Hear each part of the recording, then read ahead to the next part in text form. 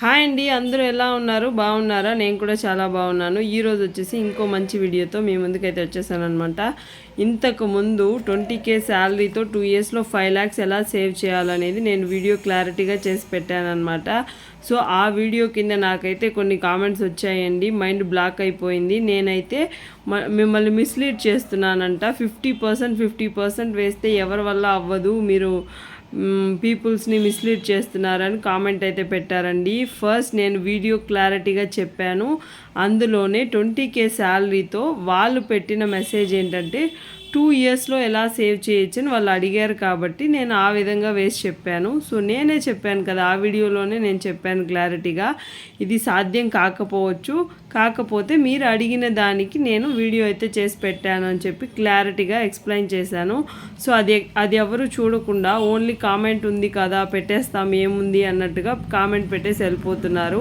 So first video క్లారిటీగా చూడండి, చూస్తేనే కామెంట్ చేయండి, చూడలేదా వదిలేయండి. ఏంటంటే మీరు పెట్టే ఒక కామెంట్ వల్ల ఒక నలుగురు చూడాలనుకున్నా చూడరు అనమాట, వీడియోని వెళ్ళిపోతూ ఉంటారు. సో మీకు అదే చెప్తున్నాను, కామెంట్ పెట్టే ప్రతి ఒక్కరూ వీడియో అయితే చూసి కామెంట్ పెట్టండి. సో మీ ఇష్టం వచ్చినట్టు మీరు కామెంట్ పెట్టయితే వెళ్ళకండి, ఓకేనా?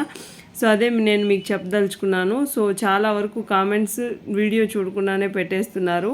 సో కామెంట్ ఆన్లో ఉందని చెప్పి ఏదంటే అది కామెంట్ అయితే పెట్టకండి. సో మేము చాలా కష్టపడి వీడియోస్ అయితే తీస్తూ ఉన్నాము.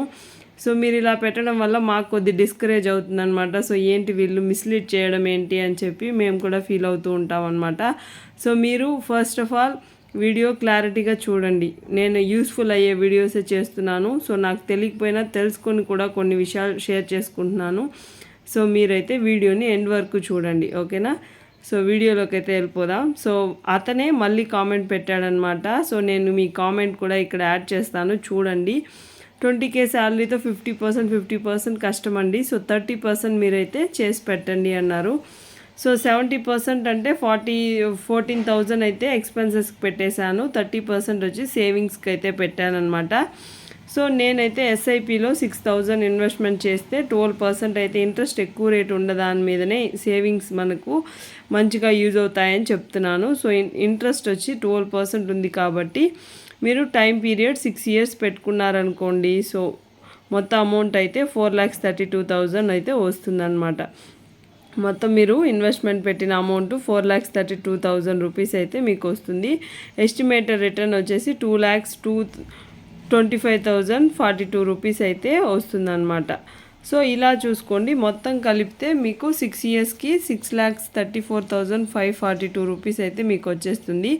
సో లేదు మేము ఎస్ఐపిలో ఇన్వెస్ట్మెంట్ చేయలేదండి, మాకు ఆర్డీ ఏదైనా చెప్పండి అంటే ఆర్డీలో కూడా మీరు 6,000 ఇన్వెస్ట్మెంట్ చేయండి. సో మీకున్న సేవింగ్స్ ఒక దాని మీద పెట్టారనుకోండి, మీకైతే ఆ ఇన్వెస్ట్మెంట్ పెట్టిన అమౌంట్, మీ టార్గెట్ ఏంటి 5 lakhs సేవ్ చేయాలి కాబట్టి సో అలా పెట్టుకోండి. 6 yearsే పెట్టండి. ఇక్కడ కూడా టైం పీరియడ్ 6.5% ఇంట్రెస్ట్ అయితే మీకు వస్తుంది. సో మీ టోటల్ అమౌంట్ ఎంత కట్టింటారు? 4,32,000 అయితే కట్టింటారు. సో ఎస్టిమేషన్ రిటర్న్ వచ్చేసి 96,000 చేంజ్ అయితే వస్తుంది. టోటల్ వాల్యూ 5,28,000 చేంజ్ అయితే మీకు వస్తుందన్నమాట. సో మీకు ఈ రెండు మాకు వద్దండి, పీపీఎఫ్ అయితే కట్టుకుంటాను, ఇయర్లీ నాకు ఏదైనా బోనస్ వస్తుంది, నాకు ఏదైనా కొద్ది అమౌంట్ అయితే వస్తుంది ఇయర్లీ అని చెప్పి మీరు అనుకుంటే సో 6,000 క్యాలిక్యులేట్ చేసుకొని నేనైతే 72,000 అయితే పెట్టాను. మీరు 6,000 మీరు తీసి పెట్టుకొని 1 yearకి 72,000 సేవ్ చేసుకొని కూడా పీపీఎఫ్ కూడా కట్టుకోవచ్చు ఇయర్లీ ఇన్వెస్ట్మెంట్ కింద. ఇది వచ్చేసి కన్ఫామ్గా టైం పీరియడ్ 15 years అయితే ఉండాలి. ఇంట్రెస్ట్ వచ్చేసి 7.1% అయితే ఉంటుంది. సో మొత్తం ఇన్వెస్ట్మెంట్ వచ్చి మీరు 10,80,000 అయితే పెడతారు. వాళ్ళ ఇంట్రెస్ట్ వచ్చేసి 8 lakhs అయితే వస్తుందన్నమాట. మొత్తం కలిపి 19 lakhs అయితే మీకు విత్ చేంజ్తో కూడా వస్తుందన్నమాట. సో ఈ అమౌంట్ కూడా మీకు జనరేట్ అవుతుంది. సో ఒకసారి చూడండి. సో నేను చెప్పానని ఇన్వెస్ట్మెంట్ పెట్టే ఇది మీరు ఇది వదిలేయండి. సో మీరు వెళ్ళి కనుక్కొని మీకు ఏది మంచిది అనిపిస్తేనే అందులోనే ఇన్వెస్ట్మెంట్ చేయండి. సో ఇందులో కూడా ట్యాక్సెస్ ఉంటాయి, కట్ అవుతూ ఉంటుంది అమౌంట్. సో అవి కూడా ఒకసారి చూసుకొని వెళ్ళి ఇన్వెస్ట్మెంట్ అయితే చేసుకోండి, ఓకేనా? సో ఎవరో చెప్పారని చెప్పి వెళ్ళి ఇన్వెస్ట్మెంట్ చేసేసి మీరు మళ్ళీ ఫీల్ అవ్వకండి. వెళ్ళి చూడండి, ప్రతి ఒక్క బ్యాంక్లో కానీ పోస్ట్ ఆఫీస్లో కానీ వెళ్ళి అడిగి కనుక్కోండి, మీకు ఈ స్కీమ్ ఉంది, ఇంత రిటర్న్స్ వస్తుంది, ఇంత టైం పీరియడ్ మీరు పెడతారు అని మీరు ఫీల్ అయితే వెళ్ళి చెయ్యండి, ఓకేనా. సో మీరు ఎవరో చెప్పారని చెప్పి వెళ్ళి గుడ్డిగా ఇన్వెస్ట్మెంట్ అయితే చేయకండి. ఫస్ట్ మీరు వెళ్ళి చూసుకొని మీకు నచ్చితేనే ఇన్వెస్ట్మెంట్ అయితే స్టార్ట్ చేయండి. సో నేను వచ్చేసి సరే మాకు ఈ ఇన్వెస్ట్మెంట్లు అంతా చాలా రిస్క్ అనిపిస్తుందండి, ట్యాక్స్ అంతా కట్ అవుతుంది, అవన్నీ వేస్ట్ కదా అని మీరు ఫీల్ అవుతూ ఉంటే మీకైతే 50 మంత్స్కి అయితే మీరు చీటీ కట్టుకోండి. 6,000 లెక్కన మీకైతే 3 lakhs అయితే వస్తుంది. 50 మంత్స్ వద్దండి నాకు ఇంకా ఎక్కువ అయితే నేను కట్టుకుంటానంటే 85 మంత్స్ కూడా కట్టుకున్నారనుకోండి, మీరు అనుకున్న అమౌంట్ అయితే మీరు రీచ్ అవ్వగలుగుతారు. సో చీటీ వచ్చేసి మనకు తెలిసిన వాళ్ళ దగ్గర మాత్రమే కట్టాలి, నమ్మకస్తుల దగ్గరనే కట్టాలి. ఇప్పుడు ఎవరిని నమ్మడానికి వీలు లేదనమాట.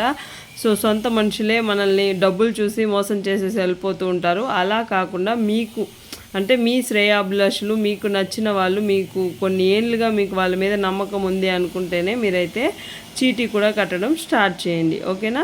సో ఎవరిని నమ్మి ₹1 పెట్టేటప్పుడు 10 times ఆలోచించండి. అప్పుడే మీకు మంచిగా మనీ అనేది సేవింగ్స్ రూపంలో మీకు మంచిగా రిటర్న్స్ వస్తుంది.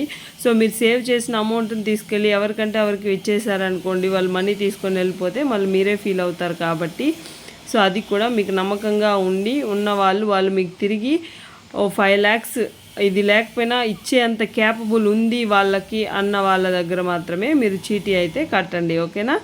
సో 14,000 హోమ్ ఎక్స్పెన్సెస్ వచ్చేసి నేను గ్రోసరీస్కి, రెంట్కి, ఆ తర్వాత school fee, current bill, petrol, gas ఇవన్నిటికీ రాశాను. సో మీరు దాన్ని బట్టి మీరైతే క్యాలిక్యులేట్ చేసుకొని మీకు ఎంతెంత అవసరమో ఇందులోనే 14,000లోనే మీరు ఎత్తిపెట్టుకొని కట్టుకోండి, ఓకేనా. మీకు ఈ వీడియో చూస్తున్నట్లయితే మీరు కామెంట్ పెట్టిన వాళ్ళైతే కింద కామెంట్ పెట్టండి మీకు అర్థమైందా లేదా అని చెప్పి. సో ఇందులో ఏదైనా నేను మీకు అంటే కొంచెం మీకు నచ్చని విషయం ఏదైనా చెప్పుంటే కూడా కామెంట్ చేయండి, నేనైతే తెలుసుకుంటాను. సో మీరు వీడియో చూసి కామెంట్ చేయండి. కామెంట్ పెట్టమంటున్నాను అనుకొని మీరు వీడియో ఏమీ చూడకుండా ఓన్లీ వీడియో ఓపెన్ అయిందని కింద కామెంట్ పెట్టేసి వెళ్ళిపోతూ ఉంటారు.